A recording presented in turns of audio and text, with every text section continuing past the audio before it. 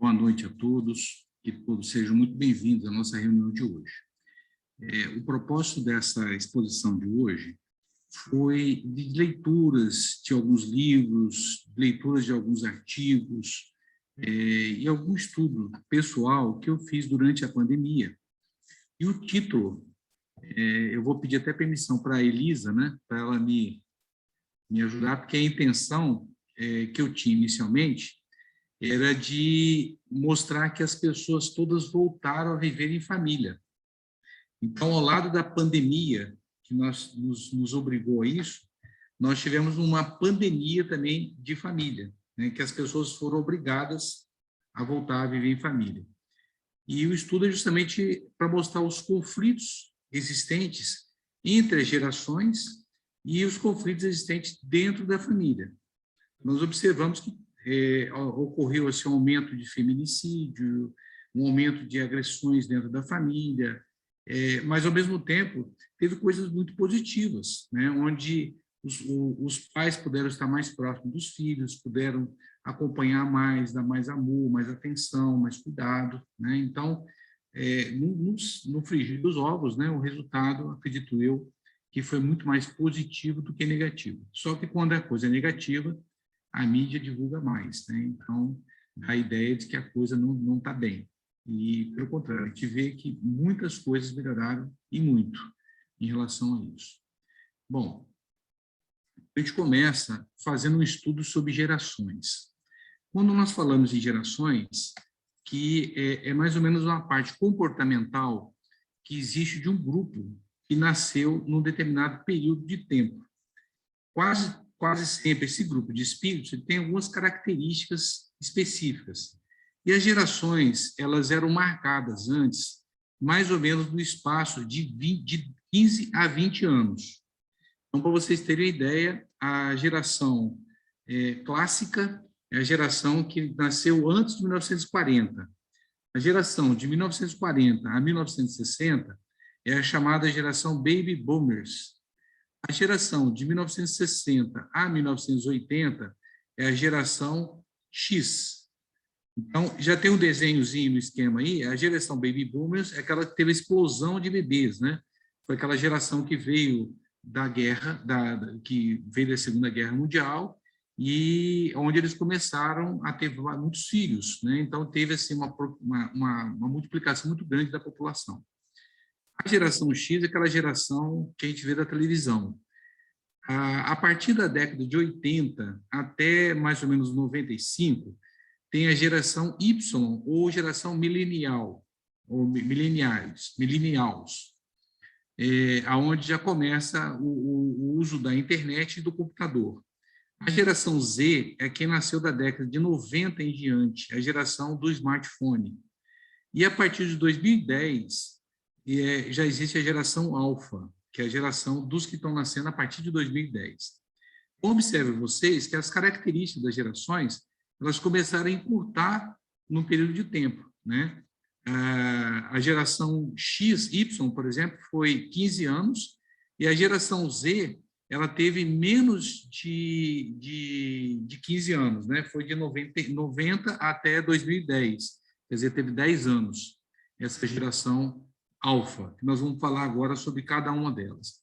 A geração Baby Boomers é uma geração que tem um padrão de vida estável, ela tem uma preferência por qualidade e não por quantidade, é uma geração que sabe o que quer, ela tem um objetivo e ela persegue esse objetivo, e não é influenciada por terceiros. A geração X, ela é chamada de X pelo seguinte: não se sabia quando terminou a geração Baby Boomers, né? Então ficou uma incógnita entre a década de 60 e 65. Então o jornalista ele publicou com X no sentido de não saber as características que teria essa geração. Sabia que ela é uma geração que estava rompendo com a geração anterior, e é uma geração reativa. E o exemplo dela é justamente do criador da Microsoft, né? Que ele é o clássico geração X. Então, quais são as características da geração X? Elas buscam a individualidade, mas sem a perda da convivência em grupo, né? existe uma maturidade e escolha também de produtos de qualidade e inteligência.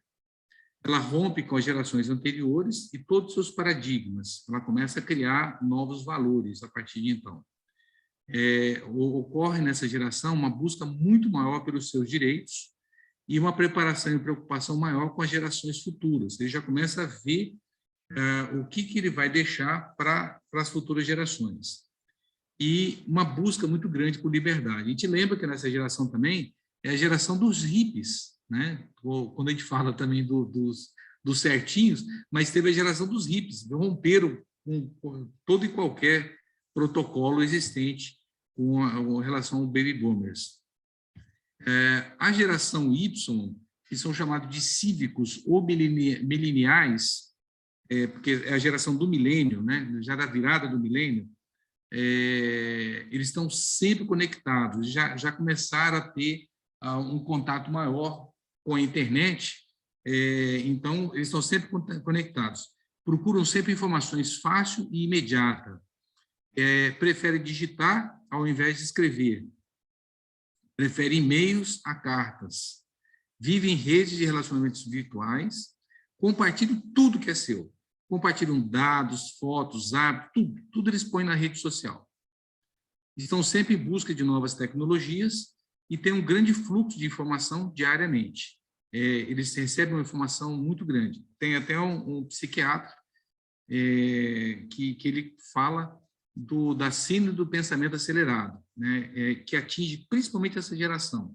É uma geração que pensa muito e muito rápido e acaba que ela começa a gerar uma série de problemas, principalmente relacionados à ansiedade. A geração Z é a geração centesimal ou adaptável.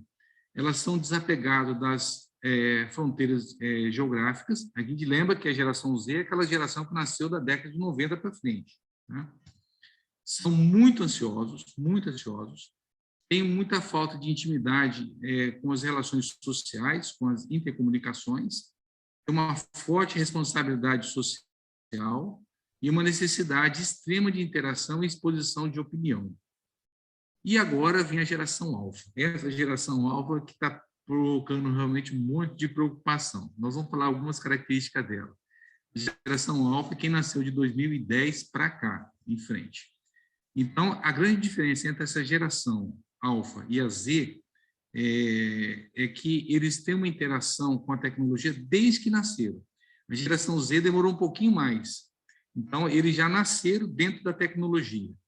Eles são muito mais ágeis para buscar o que querem e também para aprender. E, com isso, eles tornam-se mais independentes para buscar o conhecimento.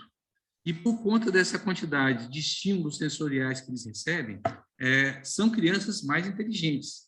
E eles têm uma oportunidade de desenvolver uma série de habilidades, principalmente com relação à criatividade e na resolução de problemas.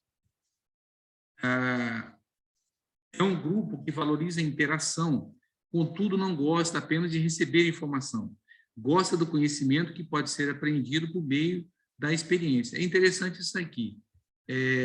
Quando a gente fala hoje do conhecimento, eles gostam de vivenciar, eles gostam de experimentar, eles gostam de viver aquilo que eles estão aprendendo. E como são bombardeados por conteúdos variados a todo momento e têm acesso a diferentes mídias, um ponto negativo para essa geração alfa pode ser a dificuldade de se concentrar. Eu não sei se vocês repararam, logicamente que existem uma questão de diagnósticos errados ou exagerados também, mas a quantidade que a gente está vendo hoje de crianças com a chamada distúrbio da hiperatividade, déficit de atenção, que é a DHDA, ou a hiperatividade, é enorme, parece uma epidemia. E, na verdade, acredito eu que o grande motivo é esse, né? Eles são bombardeados com um monte de informação, de coisa, e eles não conseguem focar a atenção em determinadas atividades. Eles começam um lago, pegam outro lago, pegam outro lago, e ficam desse jeito, ficam eles não conseguem se concentrar numa atividade só. E essa geração alfa tem um diferencial de conseguir utilizar todo o potencial dos recursos tecnológicos, o que vai acelerar o seu desenvolvimento e formar profissionais mais completos para o mercado. Então, a expectativa que existe em relação a eles é justamente que a gente vai ter profissionais melhores para o mercado, uma vez que eles têm essa facilidade de coisa. A única coisa que nós temos que resolver é essa questão de foco, né? A questão da concentração, a questão da atenção em relação às atividades que está fazendo. E aí, só para dar um exemplo, eu tenho um gráfico aqui, para a gente fazer uma comparação entre as gerações. Só que aqui já não tem a geração alfa, tem a Z, Y, X e Baby Boomers. Então, vamos ver um item aqui. O que cada um pensa sobre educação? Os Baby Boomers acreditam que é um direito nato ter educação. A geração X, ela considera que é uma maneira de subir.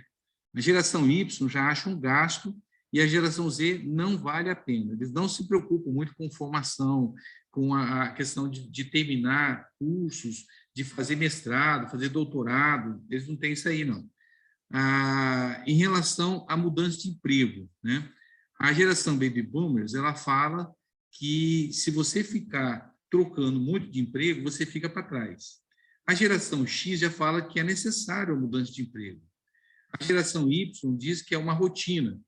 E a geração Z é natural e não tem nenhuma lealdade.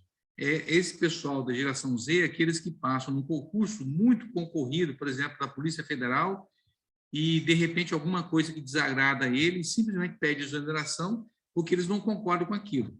Se você falar isso aí com alguém lá da geração X ou do Baby Boom, eles vão falar assim, está maluco, como é que você vai abandonar um emprego desse que garante a sua aposentadoria, o seu futuro e tudo mais? Mas eles não têm apego nenhum nisso aí, tá?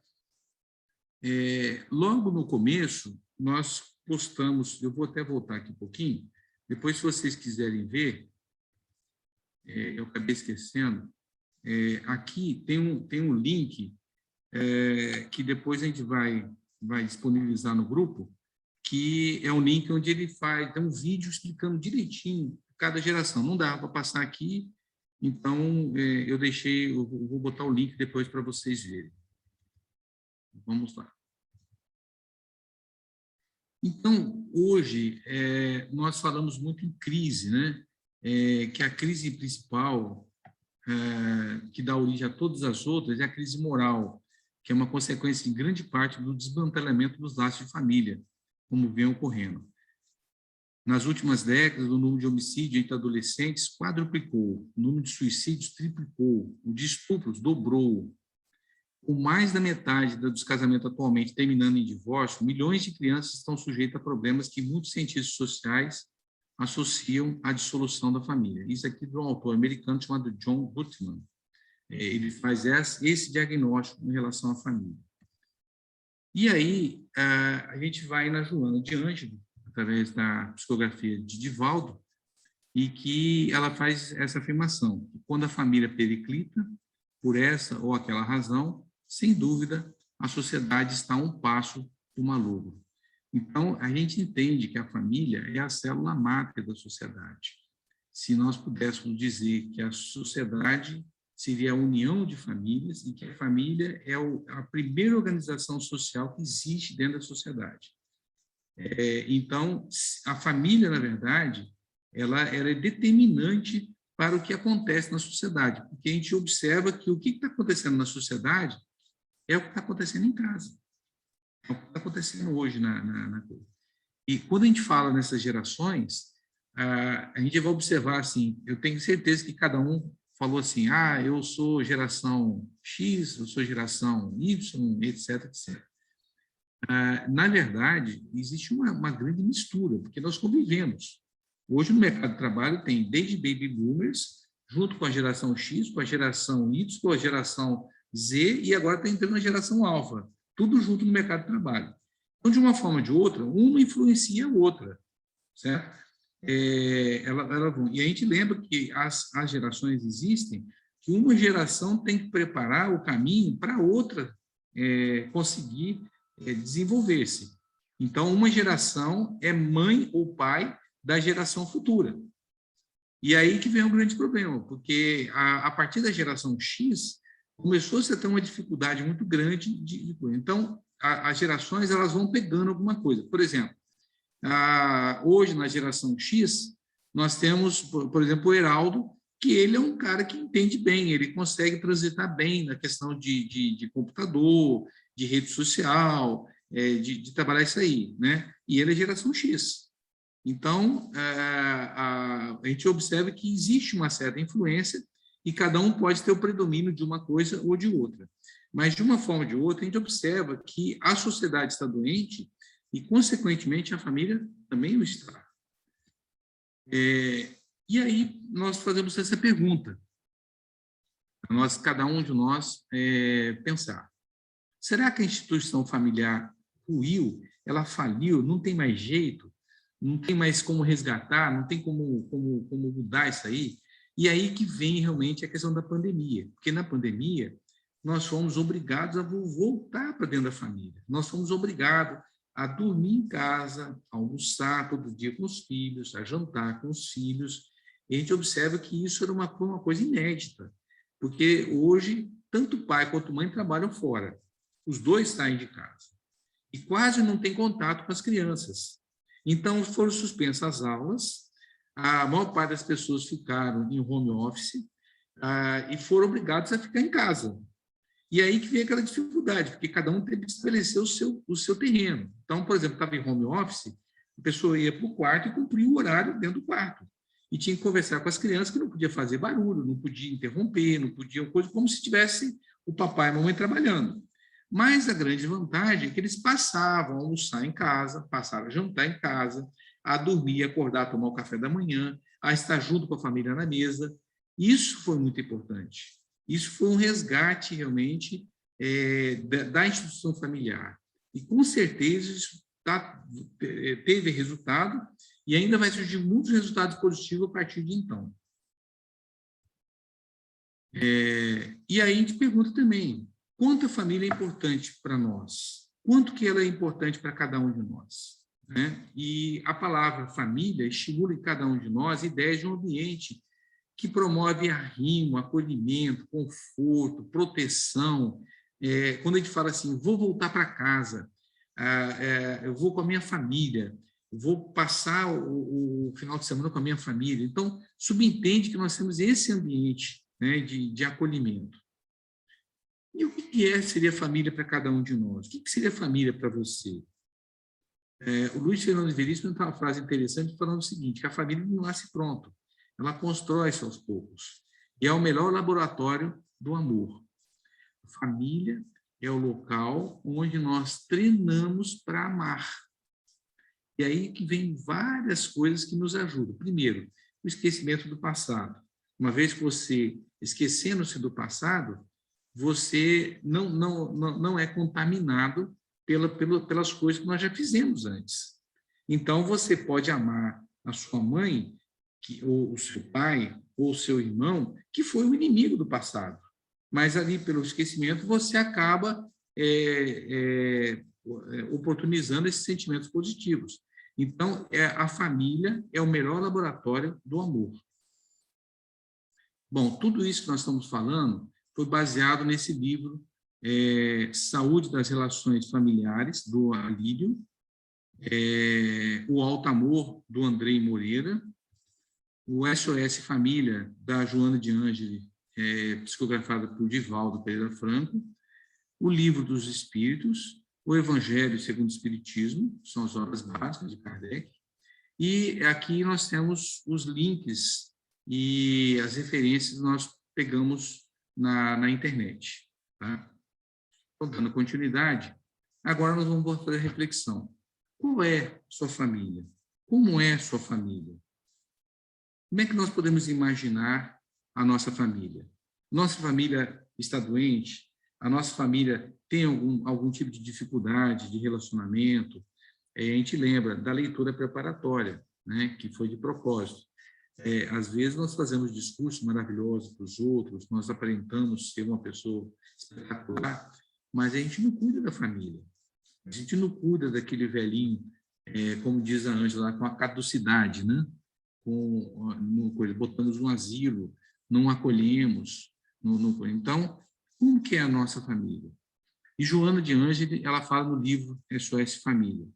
Família é um grupo de espíritos normalmente necessitados desajustados, em compromisso inadiável para a reparação, graças à contingência reencarnatória. Olha só que coisa, hein? Quando a gente pensa em família, quando a gente fala no acolhimento, proteção, amparo, assistência, e a gente vê Joana falar isso, é um grupo de espíritos necessitados, desajustados, em compromisso inadiável para a reparação. Como nós dissemos, e na leitura preparatória fala também sobre isso, realmente é o momento que nós temos de nos reconciliar e aprendermos a amar. Então, a reencarnação nos propicia isso. Mas não se iludam.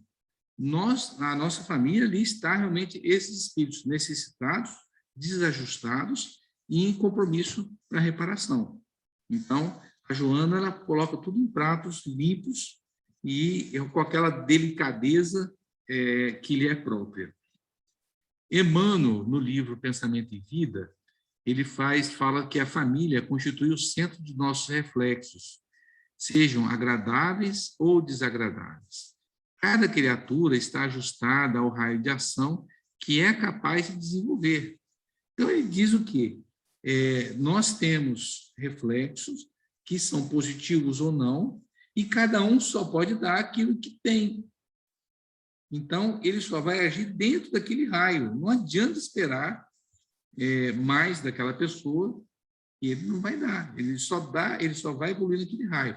É como se fosse uma correntinha que está presa aqui, e ele vai andar em círculo, né? Mas dentro daquele raio, ele não consegue avançar mais do que isso. E Emmanuel nos convida a aplicar o exemplo do bom samaritano, ou do samaritano generoso, que a gente lembra daquela parábola bíblica, né, onde um homem é assaltado e ferido por ladrões, está caído à beira da estrada, e passa o religioso, passa o saduceu, passa várias, o fariseu e tudo mais, ninguém vê, ou finge que não vê, mas ninguém vai socorrer. Os samaritanos, que eram realmente um povo que era muito criticado pelos judeus, ele cuida das feridas, deita a hora em cima dela, carrega ele até a estalagem e cuida enquanto ele está, e depois que vai viajar, ele deixa um dinheiro com o dono da estalagem, dizendo para continuar cuidando dele, que quando ele retornasse de viagem, ele reconstituir os gastos que ele tivesse com aquela pessoa que ele não conhecia. Era um total desconhecido para ele. Então, Emmanuel nos fala isso, que nós devemos seguir o exemplo desse bom samaritano na nossa família, porque ela constitui o nosso próximo mais próximo. Então, não adianta a gente falar, a leitura preparatória foi muito boa nesse sentido. Nós falamos para as pessoas que nós somos isso, somos aquilo e tal, não sei o quê, mas na prática, a família não é aquilo que nós estamos falando. Nós não estamos sendo bons samaritanos com a nossa família. Às vezes nós somos até muito mais críticos, muito mais agressivos com ele. É mais ou menos uma coisa interessante, porque a gente tem uma mentalidade que fala assim, aquilo que já está conquistado, eu não preciso conquistar de novo. Né? Mas não é assim. Então, tipo assim, meus filhos são obrigados a me amar. Minha mulher é obrigada a me amar. Independente do que eu faço ou não faço, eles são obrigados. Tipo assim, já conquistei, agora é obrigação dele. E a coisa não é assim, né? Não é assim. Nós temos que construir todos os dias, todo dia colocar um tijolinho, colocar uma coisa, aprender a arte da convivência. E aí vem a pergunta, para que serve a família? Qual a função da família para nós? E a gente lembra das leis morais, né? E a gente ressalta aqui duas leis que são imprescindíveis para a família. A lei de sociedade, né? Onde nós vamos ter os laços de família, e a lei de justiça, de amor e caridade. Então, essa é a grande finalidade da família. Aprender a viver em sociedade e a desenvolver a justiça, o amor e a caridade. Então, na família, nós temos a oportunidade de ter uma nova chance. Quando nós reencarnamos com as pessoas que nós temos que nos reconciliar, com as pessoas que nós precisamos, temos algumas pendências do passado, Então, ela simboliza essa nova chance. É a oportunidade de nós aprendermos a amar, né? Na família, nós temos essa oportunidade de ser realmente uma escola de amor. É onde nós vamos ter as maiores alegrias da nossa vida. Porque toda vez que você consegue alguma coisa de bom, uma coisa de sucesso, com o que você vai dividir? Com o que você vai se alegrar ou vai se juntar? Com a família. É ali que a gente vai ser feliz. Mano, papai, mamãe, passei no vestibular, consegui passar no concurso, consegui uma promoção e tudo mais. Ou com a esposa, com os filhos. É ali que nós vamos dividir. A alegria está ali. A alegria está nós levarmos para a família essas nossas vitórias do ponto de vista material. Quiçá também as conquistas da parte espiritual também, moral, que deveria ter a mesma alegria. E é onde nós vamos ter a luz. Naqueles momentos nós vamos ter realmente os momentos de maior alegria, de luminosidade na nossa vida, é na nossa família. Tá? No nascimento dos filhos, nas conquistas que nós vemos dos nossos familiares. Então, é o momento que a gente tem realmente essa luz. Essa é a grande finalidade da família, de dar uma nova chance, de aprendermos a amar, de termos um momento de alegria e de termos contato com a luz. E no Livro dos Espíritos, questão 7.4, os Espíritos respondem a Kardec que a função primordial da família é a colaboração com Deus, para aprendermos a nos amar como irmãos. Então, nós temos que aprender isso na família, para levarmos para as nossas relações sociais, para o nosso trabalho, para o nosso dia a dia. Então, a gente aprende a amar na família para nós levarmos esse aprendizado para todas as nossas relações. E o Espiritismo apresenta a família, isso está no livro SOS Família, como um instituto abençoado em que as criaturas humanas se reencontram em um programa de provas e expiações com vistas ao futuro. Então, a gente lembra que nós estamos ainda no planeta de provas e expiações. O que significa isso? Expiar significa você colocar para fora, você sentir na pele aquilo que você fez de errado a alguém em vidas passadas. E provas significa que você, por opção, no planejamento reencarnatório, diz o seguinte: olha, eu quero mais do que aquilo que eu tenho para expiar. Então, tudo aquilo que você faz, além da expiação, é uma prova. Então, nós temos, dentro da família, esse programa de provas e expiações com vista ao nosso progresso. E qual seria o relacionamento ideal entre os pais e os filhos? Aqui eu peguei só para dar uma desopilada, né? Que a mãe me ensinou gastronomia. O que tem para comer, mãe? Comida. Ela me ensinou sobre religião. Reza para essa mancha sair da sua roupa. Me ensinou economia. Você pensa que eu sou sócio do Banco do Brasil? Genética. Você é igualzinho ao seu pai. Meteorologia. Passou um furacão no seu quarto? Nutrição. Se não comer agora, é o que vai ter para jantar. Hierarquia. Você pensa que eu sou a sua empregada? Solidariedade. Recolhe seus brinquedos ou eu vou doar para os mais pobres. Etiqueta na mesa. Fecha a boca e come. Não sei como é que a pessoa vai fechar a boca e conseguir comer, né? Lógica. Porque eu disse e pronto. Ação e reação. Me responde outra vez e eu faço você comer o chinelo. E futuro, algum dia você vai me agradecer. E o que acontece geralmente é isso, né? Nós só temos a agradecer às nossas mães más, né? Aquelas que nos ensinaram tudo isso. E a função dos pais como um todo, né? A primeira coisa, Santo Agostinho, ele fala que a gente tem que aprender a estudar os instintos da criança. A gente consegue perceber, desde que a criança é muito novinha, quais são realmente os valores, os instintos dela, o que ela está manifestando ali. E ele fala isso pelo seguinte: não espere que os maus lancem raízes profundas, porque serão origem possível ingratidão futura. Quer dizer, se você não conseguiu conduzir, não conseguiu podar as más tendências bem cedo nas crianças, com certeza você vai colher problemas na vida futura, né? E ele continua: faça como o bom jardineiro, que corta os rebentos defeituosos, à medida que os vê apontar na árvore. Então, para isso, tem que ter um acompanhamento. Para isso, o pai e a mãe têm que estar vindo, tem que estar convivendo com as crianças. E é isso que a pandemia fez. Nós voltamos a conviver. E aí é o momento que a gente vai cortar realmente esses problemas que vão surgindo no nosso dia a dia. Então, essa é a sugestão de Santo Agostinho. André Moreira, no livro Alto Amor, ele faz o comentário que o jardineiro sabe aquilo que a planta necessita. Então, ele compara o jardineiro como se fossem os pais e a planta como se fossem os filhos.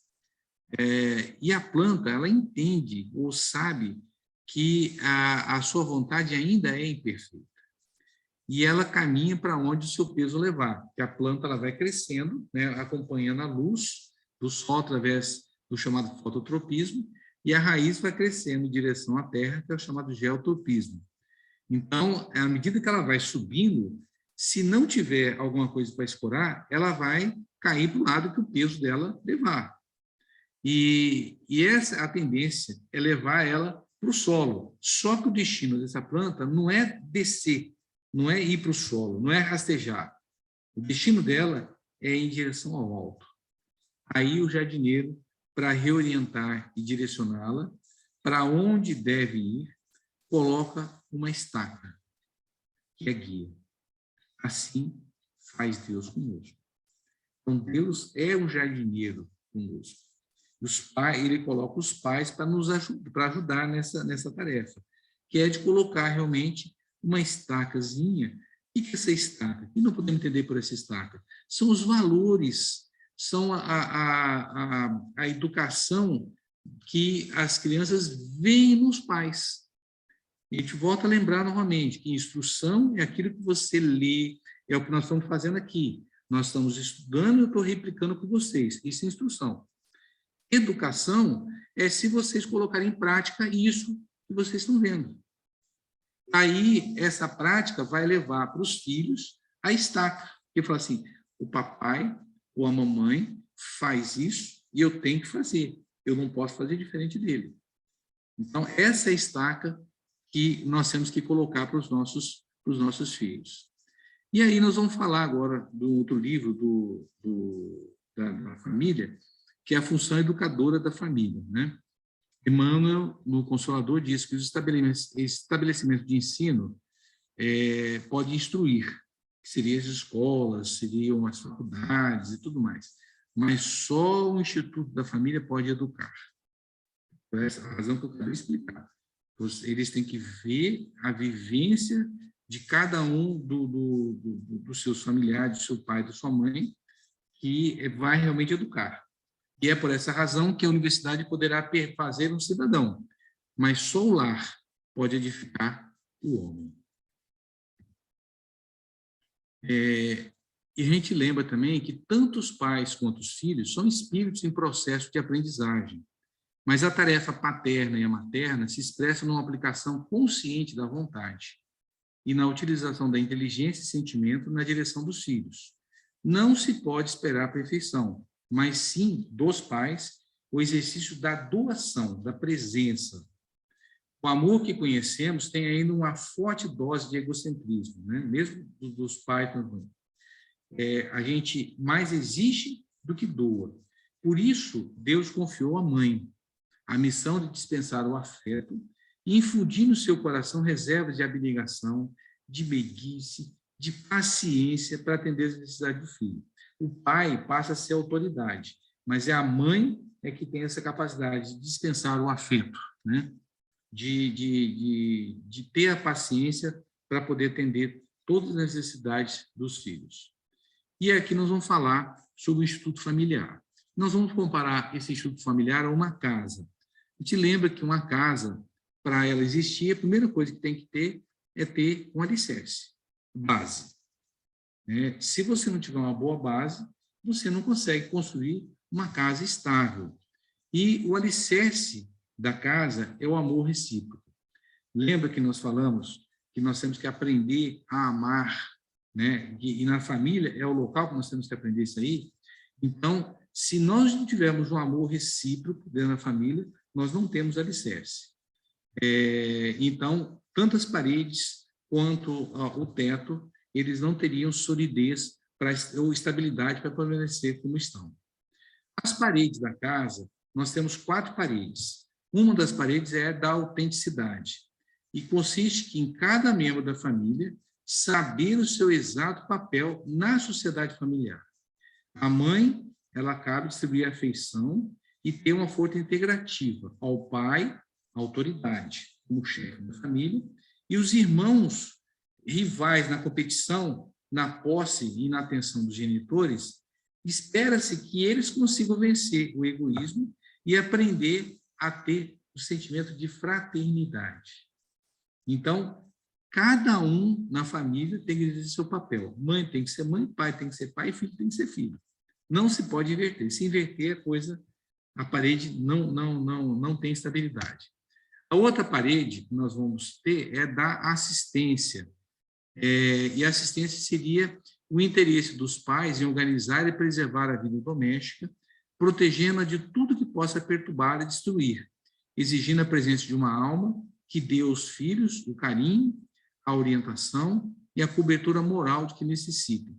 Essa assistência é importante a gente não confundir, porque é uma assistência moral e espiritual. Então, lembre, carinho, orientação e cobertura moral. E nós confundimos muito a assistência com a assistência material. Então, é muito comum falar assim, eu quero dar para os meus filhos aquilo que eu não tive. Se você der o que você não teve, que é carinho, orientação, cobertura moral, beleza. Mas esse negócio de você dar bicicleta, dar tênis de marca, dar não sei o que e tal, você nunca teve, mas está dando para os filhos, isso não é assistência. E a estabilidade é a terceira parede, que compreende a definição dos ideais visados pela família ou a determinação de um quadro de valores a atingir. Então, é de mostrar o objetivo que tem aquela família, qual o ideal que ela tem, o que nós queremos atingir, aonde nós queremos chegar, entende? Na orientação, por exemplo, profissional, preparar o indivíduo para ser um bom profissional, de mostrar os valores que tem que ter. Vai ser um causídico, um advogado, que seja um advogado ético, que tenha percepções morais. Se vai ser um médico, que seja coisa. Se vai ser um professor, do mesmo jeito. Então, a estabilidade é uma parede importantíssima.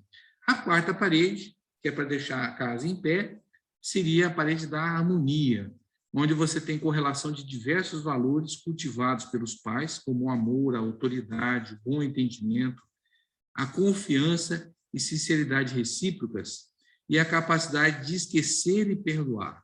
Nós só teremos harmonia quando nós ensinamos e praticamos o perdão. Se você não ensinar, não praticar, quer dizer, você não está educando seus filhos para o perdão, não terá harmonia no seu lar. E aí falta o quê? Nós já temos o alicerce, temos as 4 paredes, falta o telhado, o teto. E o teto é a solidariedade. Isso está nesse livro, A Vida e Família, do Rodolfo Caligares. Solidariedade exprime-se por um forte espírito de família, pelo calor humano de seus integrantes, pelo compartilhamento de interesses e pelo recíproco pertencimento. Então, solidariedade seria a arte de você se auto-pertencer um ao outro. Todo mundo está ligados por um recíproco pertencimento. Então, isso é o que cobre, é o que protege, é o que mantém a família, né? Porque se você não tiver o teto, você tem um monte de intempéries, de chuvas, de críticas que vai cair em cima. Então, a solidariedade é que protege as paredes e o alicerce de todo esse tipo de agressão. Então, é importante que se compartilhe interesses e que tenha esse recíproco pertencimento. A Joana ela volta a falar em conflitos existenciais, que é preciso entender que o desenvolvimento do amor faz-se lentamente. Conquista de experiência, de vivência em vivência, de entrega. Então, é com o passar do tempo, né, de conquista a conquista, de experiência, nós vamos desenvolvendo o amor. Não é uma coisa instantânea. Poderia ser, né? Então, falando sobre o tema, quando a gente fala sobre família e pandemia, nós vemos que dentro da família, passou a ocorrer os conflitos intergeracionais, que antes estavam no ambiente de trabalho. Lembra que eu falei no começo? Que no trabalho tem os baby boomers, tem a geração X, Y, Z, e agora a Alfa está chegando. Né? 2010 para agora já são... Não dá tempo de chegar, porque já estão com 11 anos ainda. Né? 2010 para agora é pouco para chegar no mercado de trabalho. Mas já está a baby boomers, os clássicos baby boomers, X, Y e Z, que já estão no ambiente de trabalho. Então, esses conflitos que aconteciam no ambiente de trabalho passou a existir na família. E agora é uma coisa interessante. Como nós tivemos que depender muito da tecnologia, com várias coisas. Por exemplo, nós estamos usando tecnologia aqui. Eu garanto que tem pessoas que têm dificuldade de lidar com essa tecnologia desse aplicativo, onde nós podemos estar no conforto da nossa casa, mas, ao mesmo tempo, estar juntos. Então, muitos têm que depender do filho, ou depender do sobrinho, ou depender de alguém que tenha mais conhecimento, para poder falar assim, olha, mãe, é só clicar aqui, você vai abrir, você abre o microfone, ou fecha o microfone, abre o vídeo, ou fecha o vídeo, e de coisa, para a pessoa aprender. Então, com a prática, eles vão desenvolvendo isso aí. Então, o conflito não é uma coisa ruim também, não, tá? E o que acontece de conflito, existe até uma palestra sobre isso aí, que é justamente das pessoas pensarem diferentes. Né? Então, o conflito nem sempre é negativo. Às vezes, o conflito nos faz sair daquela zona de conforto. Nós começamos, dentro da família, quando começamos a conviver nessa pandemia, a desenvolver um sentimento maior de empatia. Nós começamos a nos preocupar mais com a dor do outro. Nós começamos a ver assim, puxa vida, o fulano ficou desempregado por causa da pandemia e ele tem 3 filhos. Ele deve estar passando necessidade. Então, ele vai lá com muita delicadeza, vai perguntar se ele precisa de ajuda, de buscar oferecer cestas básicas, de ajudar entidades que têm esse trabalho de auxílio material e vai buscando. Então, a gente observou que ocorreu uma pandemia desse sentimento de empatia, se assim podemos dizer, né? Em que nós começamos a olhar mais os outros e a sentir a dor do outro. A outra coisa, nós começamos a entender que todas as nossas ações e todos os nossos comportamentos acabam afetando a nossa comunidade. Nós estamos vendo agora esses eventos climáticos, né? E, apesar de que algumas pessoas acham que isso é um exagero, que isso não está acontecendo, mas os cientistas chegaram à conclusão de que tudo que está acontecendo acontece por ações humanas e que isso vai permanecer por mais 30 anos ainda se nós pararmos hoje de poluir, pararmos de agredir o meio ambiente, vai demorar em torno de 30 anos para que o planeta se equilibre. E a gente lembra que o planeta ele vai continuar, não vai ser destruído, só que ele pode tornar totalmente inóspito a nossa presença aqui. Pode chegar um momento que fique ou muito frio, ou muito quente, ou com muitas, como a gente tem observado, com eventos climáticos extremos. Eu nunca vi fazer tanto frio aqui em Santa Teresa como fez esse ano. Ao passo que a gente vê uma seca enorme lá no sul e uma chuva no nordeste. Um calor enorme na Itália, né? E neve no sul do país, do Brasil. Então, são coisas que a gente nunca podia imaginar. E aí nós estamos começando a entender que tudo que nós fazemos e todo o nosso comportamento afeta a nossa comunidade, afeta o nosso viver e o viver das pessoas que estão ao nosso redor. Nós começamos também a sentir a necessidade do contato pessoal, a valorizar mais esse contato pessoal. A gente sente falta do aperto de mão, do abraço, do carinho, né? E isso a tecnologia não consegue nos oferecer de forma plena. Não consegue. Aquela coisa do abraço, de você ter aquele contato, aquela troca de energia, aquele que a gente chama de abraço-terapia, que é uma coisa gostosa, né? E a gente sente muita falta disso. Nós chegamos a um momento de não poder abraçar nem os nossos entes queridos, os nossos pais, as pessoas mais velhas que tiveram que ficar isoladas. E agora, com a vacina, diminui um pouco mais esse risco. Mas a gente tem que ter cuidado ainda. A gente não pode ainda liberar como se não, agora está tudo controlado. Não dá, não dá. A gente sabe que as variantes ainda estão surgindo aí, e nós tivemos o exemplo agora de um famoso ator global que tomou as 2 doses de vacina e acabou desencarnando de uma maneira assim trágica, mesmo vacinados. Vamos lá. E aí a tecnologia nos auxiliou em muitos processos e nos levou à reflexão de quanto podemos mudar. Vou dar um exemplo para vocês. Agora faltam 10 minutos para as 8. Se nós estivéssemos fazendo o que nós fazíamos antes, nós estaríamos onde? Dentro da casa espírita. Nós estaríamos lá agora, alguém estaria falando, no caso sou eu que estou escalado hoje, nós estaríamos agasalhados, estaríamos com frio, tínhamos que pegar o nosso carro, ir para lá, conseguir estacionamento, subir aquela escada toda, estar sentado lá no coisa para prestar atenção no que era falado. Depois que terminava, a gente tinha aquele momento de confraternização, tomava um chazinho, conversava um pouco, daí nós pegávamos nossos carros e voltava para casa. Então, a gente ia chegar em casa mais ou menos umas 9 horas, por aí, né? De coisa. Hoje, o que acontece? 5 para 7, a gente abre o nosso aplicativo, nós fazemos a nossa prece de abertura, fazemos a leitura preparatória, fazemos a reunião, depois, no final, a gente discute alguma coisa, tem um contato. Quando dá 8h10, 8h15, nós já terminamos, tá? Com qualidade. Então, tudo isso em várias coisas que nós vamos fazendo. Por exemplo, reuniões. Às vezes, eu tinha reunião da Universidade Federação na última sexta-feira em Vitória. Então, nós tínhamos que sair de manhã bem cedo. A reunião começava mais ou menos às 11 horas. Eu ficava lá a tarde toda. A gente tinha que almoçar lá. Tinha o risco da estrada, o tempo que você gastava, o gasto, né? Hoje, o combustível está proibitivo, né? Nós tivemos um aumento de 50% na gasolina esse ano. Então, é uma coisa que a gente tem que parar e pensar também, né?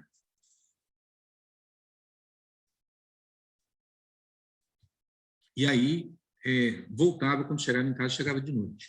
Hoje a reunião é feita às 11 horas, mais ou menos meio-dia e meio, no máximo, termina a reunião. Não precisa sair de casa, não precisa pegar trânsito, não precisa gastar com gasolina, não precisa almoçar fora de casa. Então, para que nós vamos voltar à reunião presencial? Então, muita coisa vai mudar, muita coisa vai mudar. Nós vamos ter que ter algumas coisas presenciais, vamos ter que ter alguma coisa que a gente chama de mista, né? Vai ter que ter a presencial junto com esse compartilhamento, e nós vamos ter também que continuar como estamos agora, né? Fazendo esse compartilhamento nas nossas casas. Então, a tecnologia ela acabou nos auxiliando muito em muitos processos e começamos a pensar, porque, por exemplo, essa ferramenta Zoom já existe há mais de 10 anos, mas ninguém usava, ninguém sabia que existia. Na hora que precisou, tem isso aqui, já está pronto, né? E começamos a usar e virou um case, né, de sucesso. Algumas lições que a pandemia nos traz. Menos é mais. A gente já começa a praticar o consumo consciente nessa quarentena. Eu vou ter em casa aquilo que eu preciso, né? Começar a ter consciência do gasto de energia, ter consciência quanto ao que nós compramos, o que nós comemos, o que nós gastamos, né? Tudo mais. Então, menos é mais. A outra lição é a empatia. E nós descobrimos que cada gesto positivo nosso realmente importa, realmente diminui as desigualdades, diminui a dor e o sofrimento das pessoas que estão ao nosso lado. O coronavírus, ele mostra que a nossa saúde depende de um meio ambiente saudável. De onde veio o coronavírus? Veio justamente dessa agressão ao meio ambiente, onde, capturando algumas espécies, né, que uns falam que é o pangolim, outros falam que é o morcego, que lá na China eles comem o morcego, né? Eles capturam nas cavernas e depois eles comem. O pangolim é a mesma coisa, ele é considerado como afrodisíaco, então tem um consumo muito grande entre eles. O que é isso? você está agredindo o meio ambiente, está tirando um ser lá de dentro para poder consumi-lo, né? E não precisava disso. Nós começamos, outra lição que a pandemia nos deu, é de valorizar os serviços essenciais à crise. Desde os cientistas que conseguiram fazer uma coisa assim fantástica, desenvolver as vacinas que nós tivemos, são dezenas e centenas de vacinas no mundo inteiro, de tipo de vacina, algumas dezenas que já estão sendo colocadas em práticas e algumas dezenas que estão sendo desenvolvidas. Então, mostrando a importância do cientista, que, pelo menos no nosso país, eles ficaram sempre numa posição secundária, ninguém dava muito valor a eles, em todos os sentidos, tanto valor moral, valor financeiro, coisa assim, sempre aquela dificuldade. E os catadores, porque todo mundo estava em casa, alguém tinha que varrer a rua, alguém tinha que limpar, né, lá fora, e isso começou a mostrar a importância de todos esses serviços. E, principalmente, a gente ressalta nessa parte de valorizar os serviços essenciais a mulher. A mulher foi essencial. A maior parte hoje dos médicos do atendimento são mulheres. A maior parte do corpo de enfermagem são mulheres. Então, as mulheres são essenciais nesse processo durante a crise, né, de atendimento. Realmente foram grandes heroínas de muita coragem para enfrentar de frente a pandemia. E o quinto, dizendo que o mundo não vai voltar ao normal. E isso pode ser muito bom. Tá? Quer dizer, nós podemos, a partir de agora, transformar. Lembro que nós voltamos para dentro da família, começamos a cuidar e olhar com outro olhar os nossos filhos. Isso pode mudar para melhor o nosso mundo. Tá? E a gente encerra aqui. E eu desejo que a nossa semana seja de muita paz e de muita esperança. Que nós consigamos colocar em prática tudo aquilo que nós vimos aqui. Tá? Uma boa noite a todos vocês e muito obrigado pela presença.